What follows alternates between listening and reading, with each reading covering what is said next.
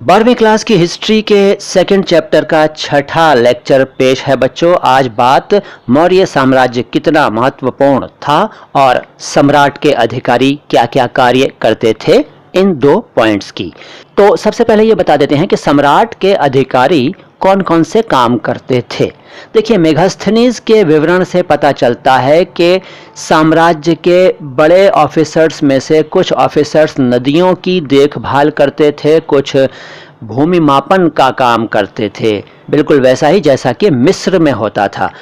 कुछ ऑफिसर्स जो थे वो बड़ी नहरों से उपनहरों के लिए छोड़े जाने वाले पानी के मुख्य द्वार का निरीक्षण करते थे, यानी कि बड़ी नहरों से जो छोटी छोटी नहरों के लिए, उपनहरों के लिए पानी छोड़ा जाता था पब्लिक के इस्तेमाल के लिए, उस पानी के छोड़े जाने पर ध्यान रखते थे कि सभी उपनहरों में बराबर से पानी भेजा जाए ताकि हर इलाके तक पानी पहुंच सके और जनता बराबर रूप से पानी का इस्तेमाल कर सके। ऐसा ना हो कि किसी इलाके में तो पानी ही पानी हो गया और वेस्ट हो रहा है, और ऐसा भी ना हो कि किसी इलाके में पानी पहुंचे ही नहीं।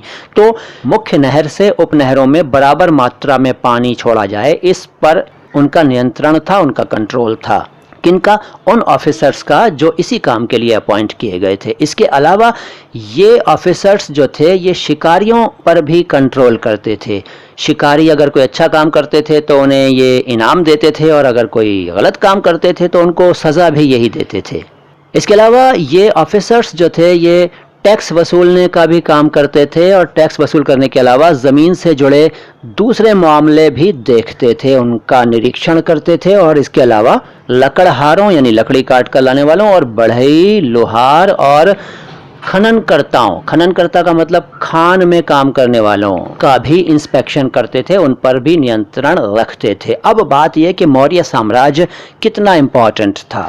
देखिए, 19वीं सदी में जब इतिहासकारों ने भारत के आरंभिक इतिहास को तैयार करना शुरू किया तो उन्होंने ये महसूस किया कि मौर्य साम्राज्य इतिहास का एक इम्पॉर्टेंट पीरियड था।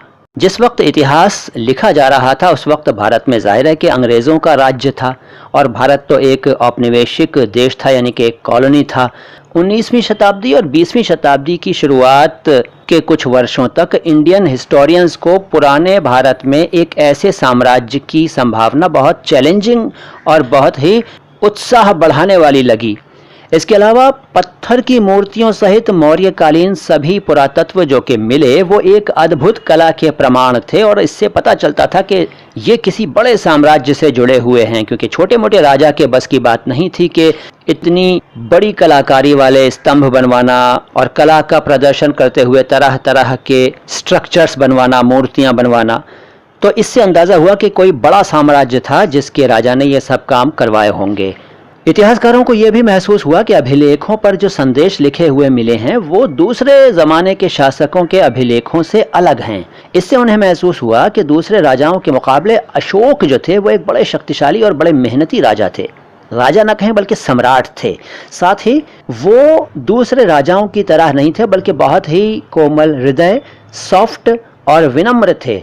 दूसरे राजाओं ने अपने नामों के साथ बड़ी बड़ी उपाधियां, बड़े बड़े टाइटल्स जोड़ रखे थे, लेकिन अशोक ये सब नहीं करते थे। वो तो बड़े ही डाउन टू अर्थ हो गए थे कलिंग युद्ध के बाद, और जिंदगी भर ऐसे ही बने रहे और जनता की भलाई के काम करते रहे। यही वजह थी कि 20वीं सदी के सभी नेताओं ने, सभी राष्ट्रवादी नेताओं ने अशोक को ही अपनी प्रेरणा का स्रोत माना। लेकिन फिर भी मौर्य साम्राज्य कितना महत्वपूर्ण था। देखिए, मौर्य साम्राज्य जो था वो सिर्फ 150 साल तक ही चल पाया, और 150 साल का पीरियड इंडियन सबकॉन्टिनेंट के लंबे इतिहास में बहुत छोटा सा पीरियड माना जाता है।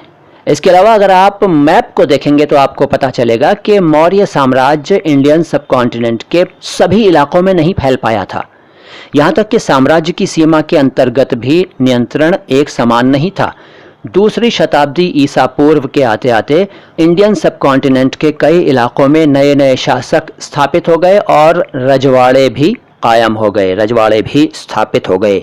अगले लेक्चर में बात करेंगे राजधर्म के नवीन सिद्धांतों की। सलाम हिंदुस्तान।